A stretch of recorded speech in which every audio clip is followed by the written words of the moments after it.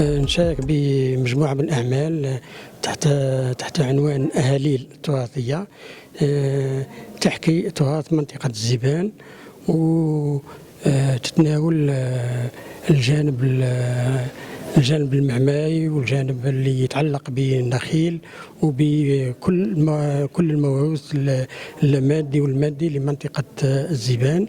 بالنسبة للأعمال هي عبارة عن عملية تدوير أو إعادة استرجاع لمكونات النخلة اللي هي كانت تعتبر نفايات، جمعتها وحولتها في أعمال فنية عبارة عن لوحات وأعمال نحتية تتناول مواضيع من التراث لمنطقة الزبان، اللي تعتبر بحيث أصبح العمل كصورة للمنطقة ومن ناحية الموضوع ومن ناحية المادة.